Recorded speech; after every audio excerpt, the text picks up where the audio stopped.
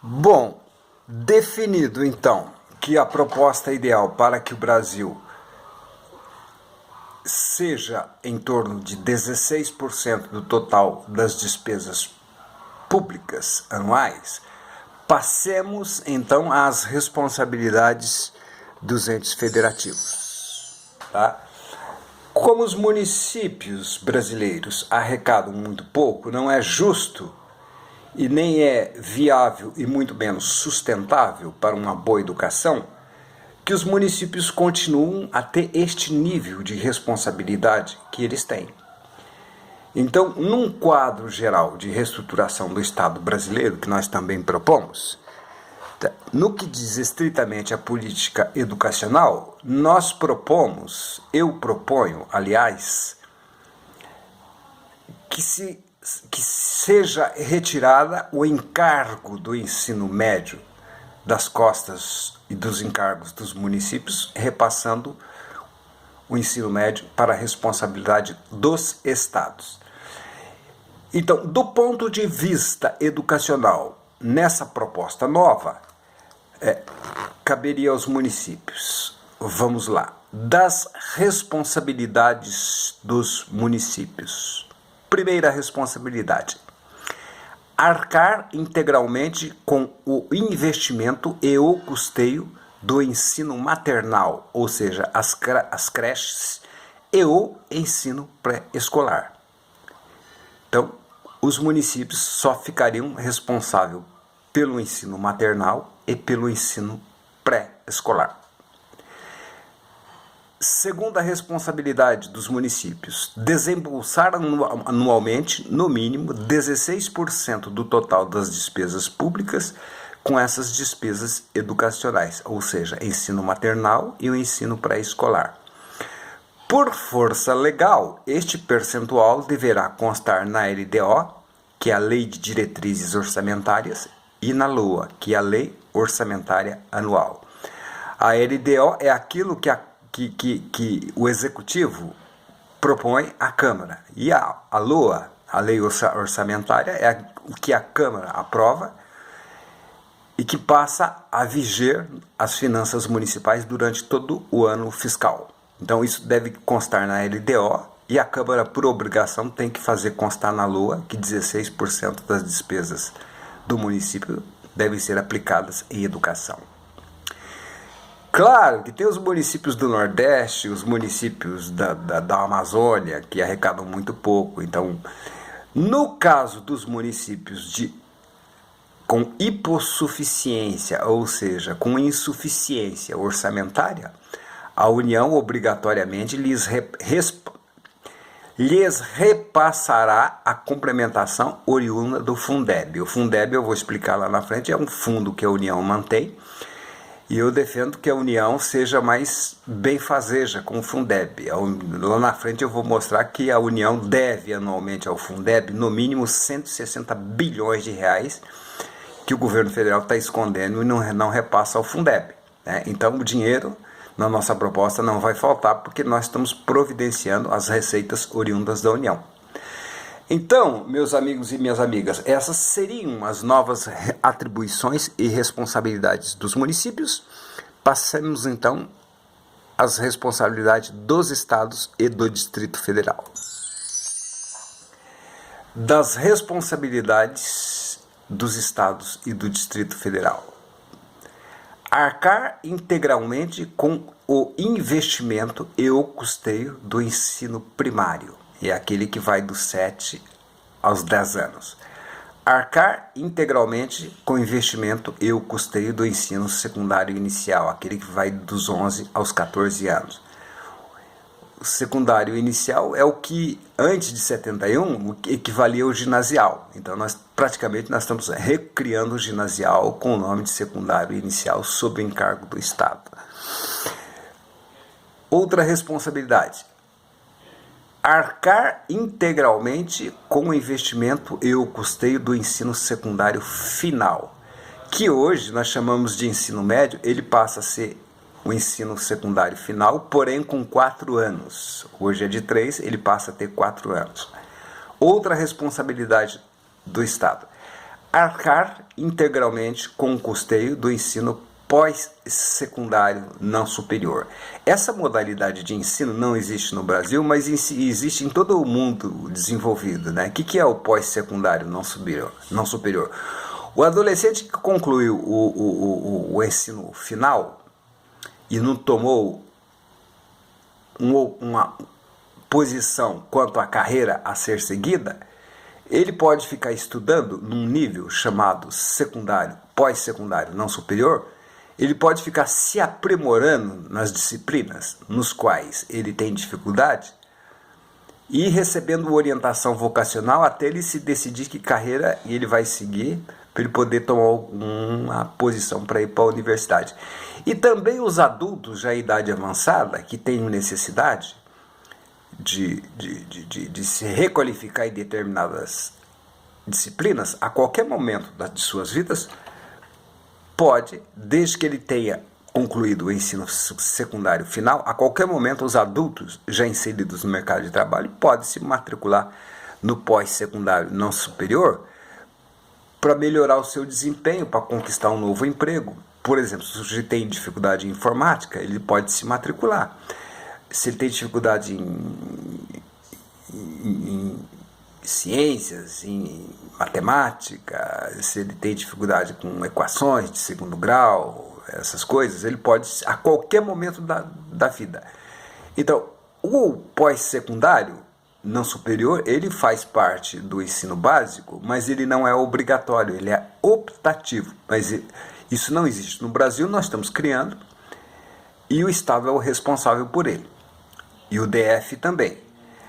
Outra responsabilidade, desembolsar anualmente no mínimo 16% do total das despesas públicas com essas despesas educacionais.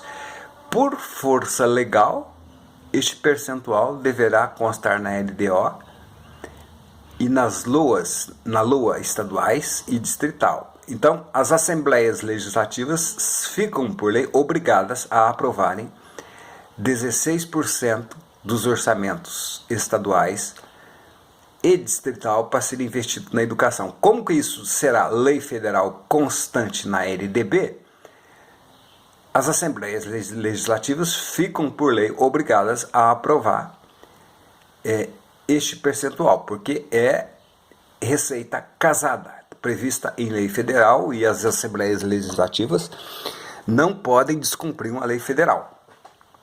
Claro que tem os estados muito pobres, tem o Piauí, paupérrimo, tem assim, o sertão do Ceará cheio de problemas. Então, no caso de estados com hipossuficiência de renda,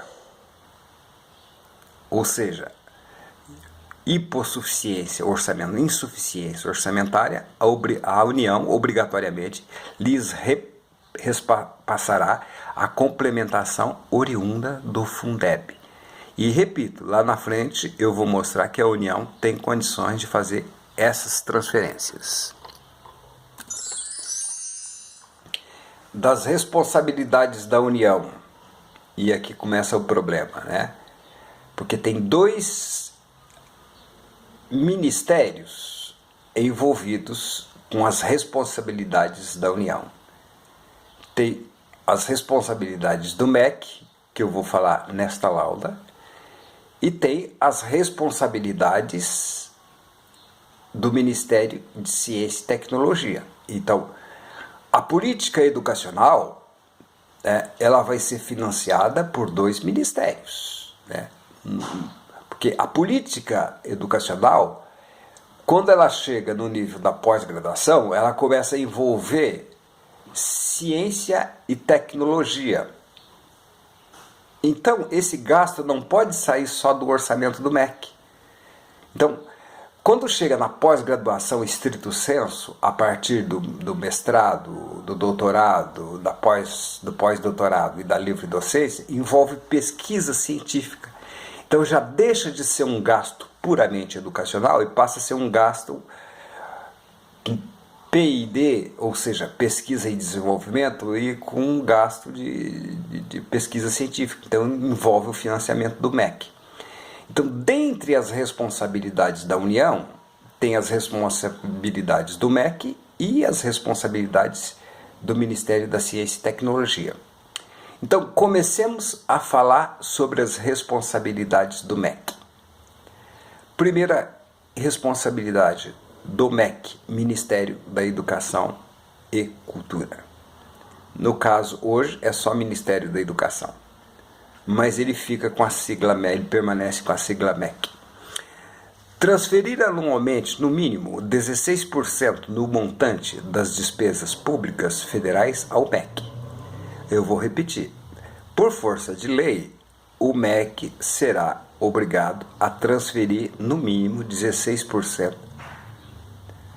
Por força de lei, o Tesouro Nacional vai transferir anualmente 16% das despesas públicas federais ao MEC. É o Tesouro Federal quem transfere ao MEC anualmente.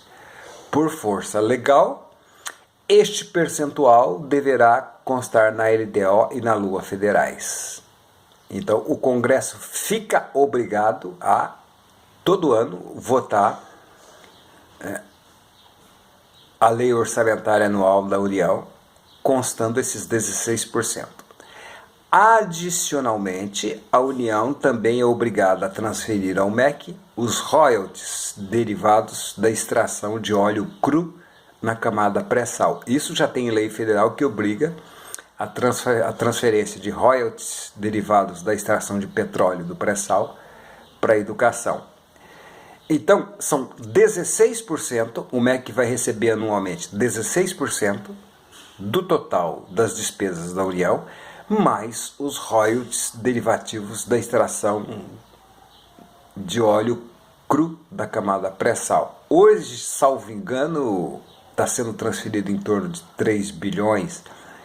Então, não seria muito significativo em relação aos 16%. Mas assim que aumentar a extração de óleo, né, que está aumentando, então essa transferência de royalties vai ter um peso grande para financiar a educação brasileira. O MEC ficou obrigado a suprir anualmente o Fundeb com os recursos a serem destinados aos estados e aos municípios com hipossuficiência orçamentária.